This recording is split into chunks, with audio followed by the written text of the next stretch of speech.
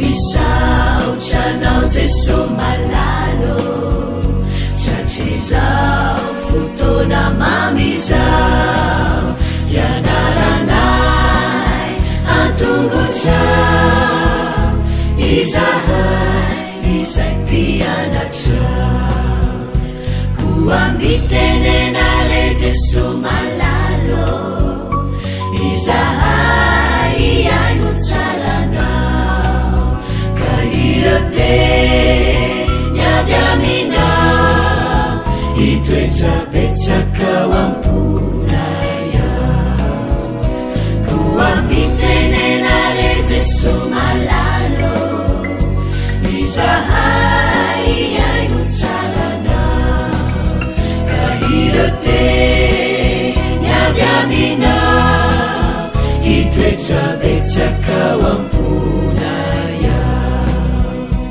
irate niavy aminao itoetrabetsakao amponaya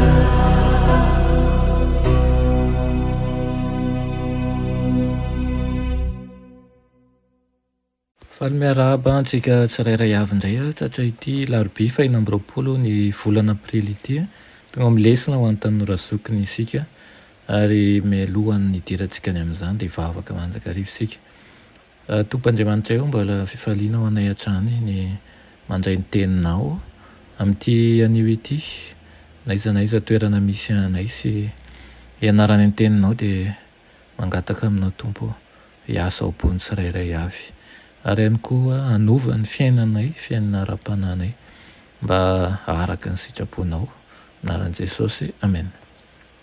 Lohatenin'ny lesona antsika anio dia manao hoe mendrika i Jesosy, mendrika i Jesosy.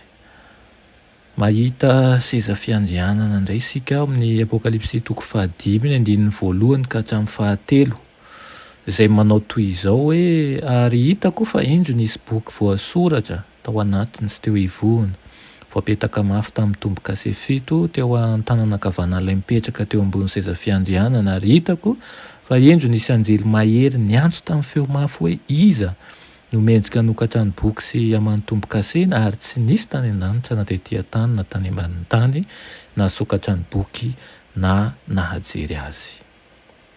Amen. Misy boky voasoratra tao anatiny sy teo ivohony aseho voaisy ny tombo-kasen'Andriamanitra zany ary tsy misy olona na any an-danitra na etỳ tany mahasokatra an'ilay boky dia niorohoro ny pon'ny lanitra tsy misy anjely afaka misolo tenan'ny olombelona eo amin'ny fitsarana farany ny tany. Nitomany moa i Jaona satria tsy misy mahasokatra ilay boky ary efizay dia manao teny mampahery azy ny iray amin'ireo loholona. I Jesosy ilay zanak'olon'Andriamanitra no mendrika hanokatra an'ilay boky. Mibanjina ilay any vahaolana ho an'ny fahotany Jaona amin'ny apokalipsy toko 5:5.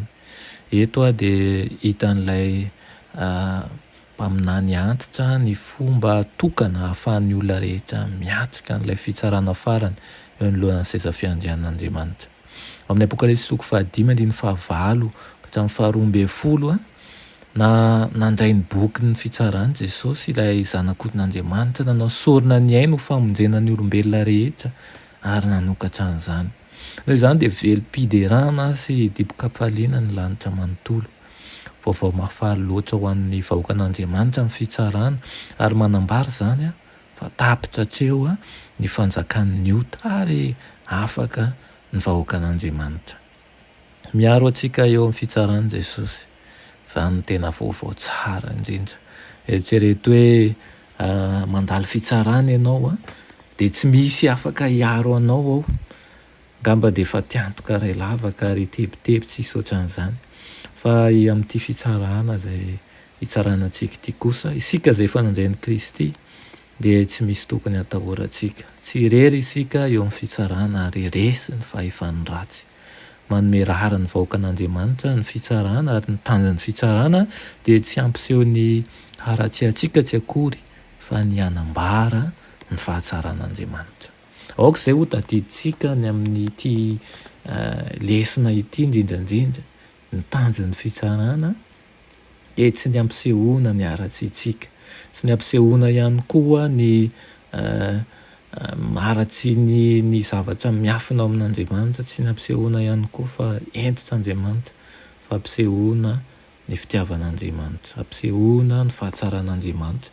Ary ianao sy izao zay manday an'i Kristy dia mahazo tombony amin'izany satria efa momba antsika ilay mpitsara, ary izy ihany koa no mpiaro antsika nivon'izany fitsarana izany ka dia azo antoka ny fandresentsika sy ny tirantsika eo amin'ny fanjakany lanitra. Dia mankahery anao amin'ity anio ity, misaotra ny tompo isika satria izy irery ihany no afaka mamaha an'izany. Na ampony lanitra rehetra tsisy afaka, ary midika zava-dehibe zany, ary midika ihany koa zany fa asimana marina fa ray voalazan'i Kristy manao hoe tsy misy mankany amin'ray ozy izy afa-tsy amin'ny alalako. Kristy irery ihany no lalana sy famarinana ary fiainana, ary nindra niza te andova ny fanjakany lanitra. Ka tsy mandray an'i Kristy dia zava-poana, fa mila mandray an'i Kristy, mila manaiky an'i Kristy, mila manavao ny fiainantsika amin'i Kristy isanandro atsika.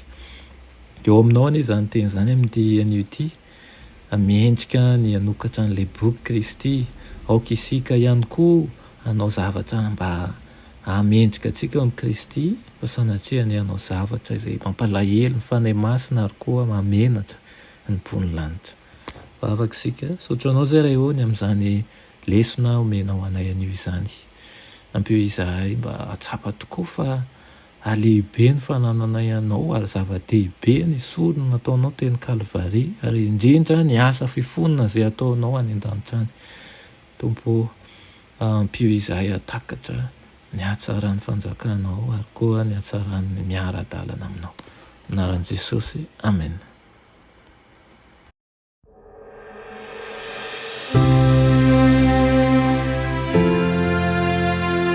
Mianatra eo an-tongotry Jesosy isanandro.